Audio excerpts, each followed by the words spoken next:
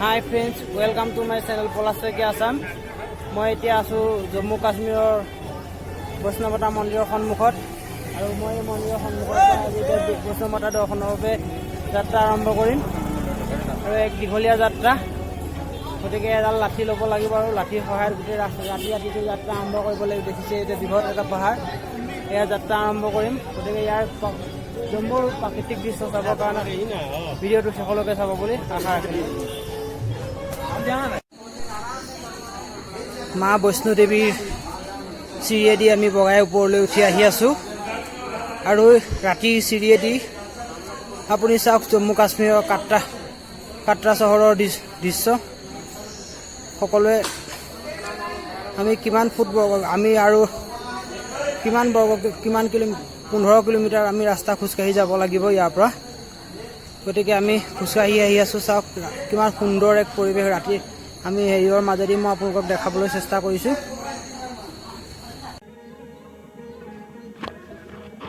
এতিয়া নিশা 12 বাজিছে।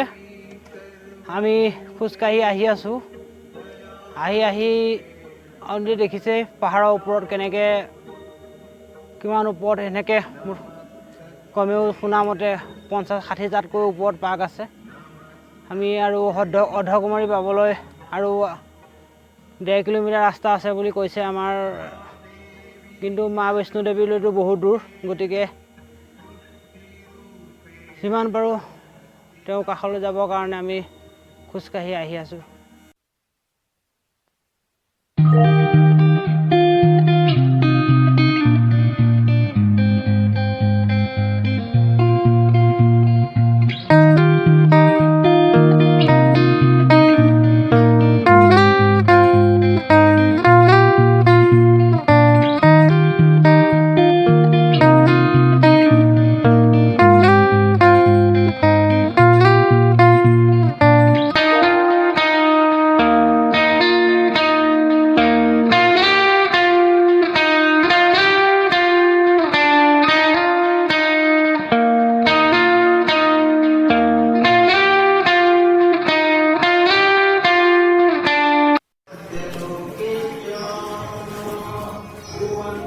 এতিয়া নিশা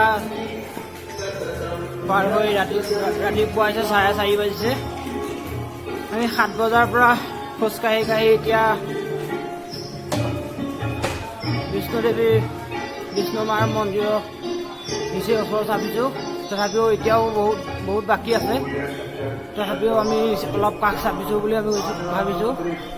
এতিয়াও দৰ্শক অহা যোৱা কৰি আছে। মানুহ অগণন ভক্ত অহা যোৱা চলিয়ে থাকে 24 ঘণ্টাই। এয়াই হৈছে মা বৈষ্ণৱ দেৱী মন্দিৰৰ বাহিৰৰ দৃশ্যাংশ। ইয়াৰ কেমেৰাৰ যিহেতু ভিতৰত অনুমতি নাই, গতিকে মই ভিতৰখিনি ইয়াতে দেখাব নোৱাৰি। ইয়াতে কেমেৰা চব বাহিৰতে থৈ যাব লগা হৈছে। আৰু ইয়াৰ চাওক প্ৰাকৃতিক পৰিৱেশ, কি সুন্দৰ প্ৰাকৃতিক পৰিৱেশ। কাষতে পাহাৰ আৰু আমি যেন একে ডাৱৰৰ মাজতে সঁচাকৈ কাশ্মীৰ যে ভূস্বৰ্গ, মানে ডাৱৰ যে হাতেৰে ঢুকি পাওঁ, ঠিক তেনেকুৱা এটা পৰিৱেশৰ মাজত থাকি সঁচাই আজি বৰ ভাল লাগিছে। নিজে কেনেকুৱা অনুভৱ কৰিছোঁ নিজে বুজাব নোৱাৰোঁ। যদি আপোনালোকেও যদি কাশ্মীৰ আহি চোৱা নাই, ভূস্বৰ্গ দৰ্শন কৰা নাই, নিজৰ দুচকুৰে দৰ্শন নকৰিলে ইয়াৰ যি প্ৰকৃতিৰ মনোৰম দৃশ্য, সেয়া হয়তো ভিডিঅ' চাই অনুভৱ কৰিব নোৱাৰিব। আপোনালোকক বৈষ্ণো দেৱীৰ মন্দিৰ দেখাব নোৱাৰা মূল কাৰণটো হৈছে এয়া দেখিছে দীঘল লাইন, ইয়াতে লকা আছে। সেইটো মই তলা চাবি আনি ইয়াতে মোৰ সম্পূৰ্ণ বস্তু ইয়াতে ভৰাই পেলাই এটা তলা মাৰি থৈ যাব লাগিব। গতিকে দুখিত মন্দিৰৰ ভিতৰৰ ভাগ দেখাব নোৱাৰাৰ বাবে। বিষ্ণু দেৱী মন্দিৰৰ পৰা ভৈৰৱ বাবাৰ ৰৌপৱে যাত্ৰা। ৰৌপৱেতে উঠি আৰু ৱাও।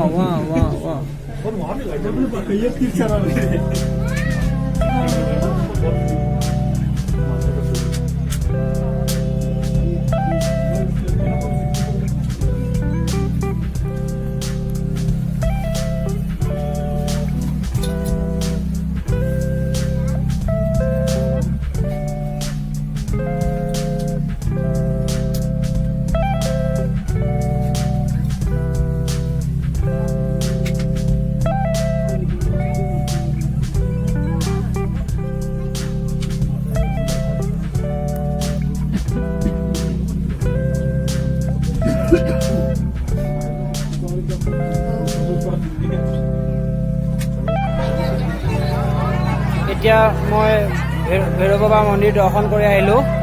সঁচাকৈ মই যি কৈ আছিলোঁ যে কাশ্মীৰ ভূস্বৰ্গ, চাওক আমি এতিয়া একদম সম্পূৰ্ণ ডাৱৰৰ মাজত সোমাই আছোঁ। ইয়াত মন্দিৰৰ চাৰিওকাষে ডাৱৰ আৰু তাৰ মাজত দৰ্শকে কি আনন্দ। সৰগ এইকাৰণেই হয়তো জম্মু কাশ্মীৰৰ সৰগ বুলি কোৱা সকলো দিশত ডাৱৰে আৱৰি আছে, বগা ডাৱৰ, বগা শুকুলা ডাৱৰ। ইফালে মন্দিৰৰ ওপৰলৈকে সঁচাকৈ অতি মনোৰম দৃশ্য কাশ্মীৰ।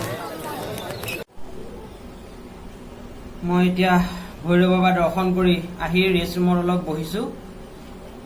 পাহাৰত খোজকাঢ়ি যথেষ্ট ভাগৰ লাগিছে, তথাপিও মনটো বহুত ভাল লাগিছে। এইটো কাৰণে মা বৈষ্ণৱদেৱী দৰ্শন কৰিবলৈ পালোঁ। লগতে এইখিনিতে মই কাশ্মীৰ চৰকাৰক অশেষ ধন্যবাদ জ্ঞাপন কৰিছোঁ, কাৰণ ৰাস্তাৰ ইমান দীঘল এক যাত্ৰা, দৰ্শকসকলৰ যাতে একো কষ্ট নহয় তাৰ কাৰণে ৰাস্তাৰ কাষে খোৱা পানী আৰু পুৰুষ মহিলা উভয়ৰ কাৰণে লেট্ৰিন বাথৰুমৰ সুব্যৱস্থা কৰিছে। লগতে যি ব্যৱস্থা দৰ্শনাৰ্থীসকলে দৰ্শন কৰিবলৈ আহোঁতে যাতে কষ্ট নাপায় তাৰ কাৰণে তেওঁলোকে যে ঘোঁৰা, পিঠু, পালকি আদি সকলোৰে সুব্যৱস্থা আছে। গতিকে দৰ্শকসকলে কষ্ট নোহোৱাকৈ অতি সুন্দৰকৈ আহি পেলাই মা বৈষ্ণৱদেৱী দৰ্শন কৰিব পাৰে। জয় মাতা দি, জয় মাতা দি। শেষত সকলোলৈকে ভিডিঅ'টো শেষলৈকে চোৱাৰ বাবে অশেষ ধন্যবাদ জনালোঁ। আৰু যদি ভিডিঅ'টো ভাল পাইছে লাইক, শ্বেয়াৰ আৰু কমেণ্ট কৰিবলৈ নাপাহৰিব। আৰু ইয়াৰ পাছতে মই বহুতো ৰোমাঞ্চকৰ ভিডিঅ'লৈ আহি আছোঁ। গতিকে চেনেলটো ছাবস্ক্ৰাইব কৰি ৰাখিব। ধন্যবাদ সকলোকে।